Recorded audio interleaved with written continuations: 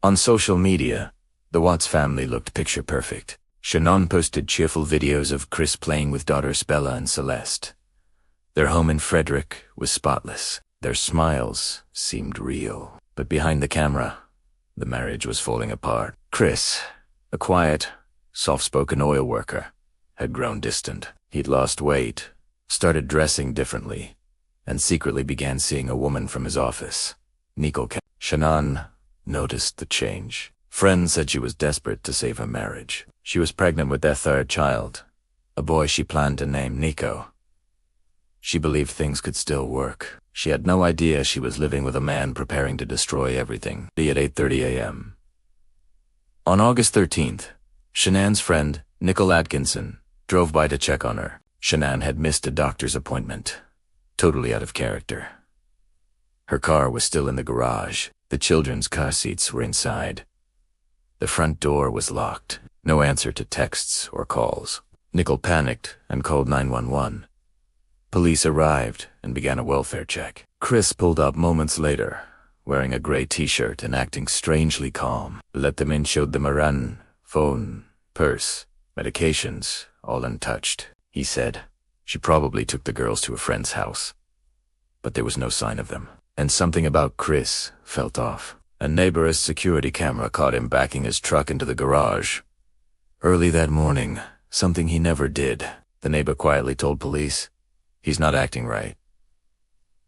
That night, Chris stood on his front porch, speaking to TV cameras. He pleaded, "If you're out there, who's come back? If someone has them, please bring them home safe." He looked emotional, but his eyes stayed dry. His body language was wrong.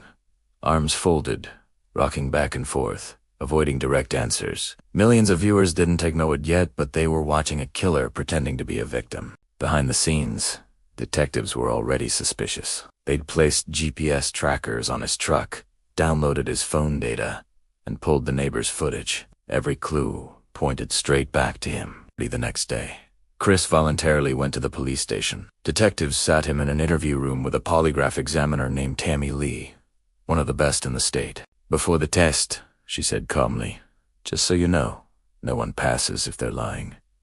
He smiled awkwardly. He failed miserably. Investigators then asked him to tell the truth. They brought in his father, Ronnie, hoping he'd open up. That's when Chris said something that chilled the room. He whispered, "She hurt the kids," and then I snapped. He claimed Shannon had killed the girls, and in a fit of rage, he strangled her. But detectives didn't buy it. The evidence didn't fit. Cell phone data placed Shannon alive after the time he said she died. The GPS from his truck showed he'd driven early that morning to an oil site owned by his company and stayed there for hours. Cadaver dogs later hit on the same location. It was only a matter of time before the truth surfaced. Part 5. The Confession.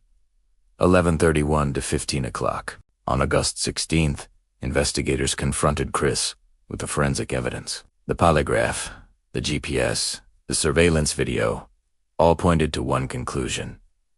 He finally broke. In a chilling, emotionless voice, Chris admitted he had strangled Shannon in their bed after she told him she knew about the affair and planned to leave him. He then wrapped her body in a sheet, loaded her into his truck, and drove to his job site, with his daughters alive, sitting in the back seat. Once there, he smothered 4-year-old Bella and 3-year-old Celeste with a blanket and dropped their small bodies into oil tanks. Then, he buried Shannon in a shallow grave nearby. He left the site around 8 a.m., showered, and went to work as if nothing had happened. By the time police began their welfare check, his family was already gone. Part 6.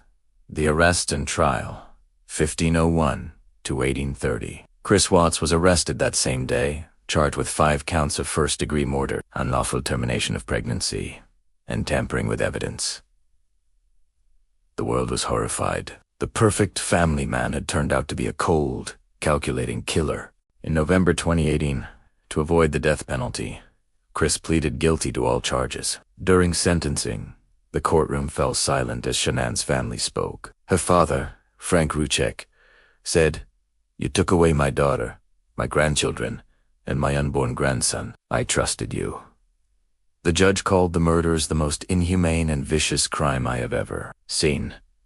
Chris was sentenced to 5 life terms, without parole, 1 for each life he took. Part 7. The motive. 1831 to 21 o'clock. When asked why, Chris could never give a real answer. Some believe he wanted a fresh start with his mistress. Others think he was driven by narcissism, the need to control every detail of his life, even at the cost of his family. Nicole Kassinger, his girlfriend, claimed she had no idea he was still married. She cooperated fully with police and disappeared from public view after the trial. Prison psychologists later described Chris as pathologically a man who smiled while suppressing rage until it exploded. In letters and interviews from prison, he expressed regret, saying he felt possessed. But no apology could ever bring back what he destroyed. Part 8. The aftermath. 2101 to 2330. The Watts house sat empty for years, a symbol of horror behind a white picket fence. Documentaries, Netflix specials, and thousands of YouTube videos try to understand how someone so ordinary could commit something so monstrous. In 2020, the documentary American More Dare the Family Next Door used real texts, footage, and police recordings to show exactly how the illusion of a perfect life hid a growing darkness. Even now, online viewers watch that front porch interview and feel chills, knowing that every word, every tearless plea, was a performance. Shannon's family continues to honor her memory, focusing on domestic violence, awareness, and the message that real love doesn't kill. Ending 23:31 to 25 minutes and 0 seconds. Chris Watts will spend the rest of his life in a Wisconsin prison. Alone. No wife. No children. No future. He destroyed the family that loved him most, all for a fantasy that never existed. Shannon, Bea, Celeste, and baby Nico deserved a lifetime of love and laughter. Instead, their story became a warning. Evil doesn't always look like a monster. Sometimes it looks like a husband smiling on Camor.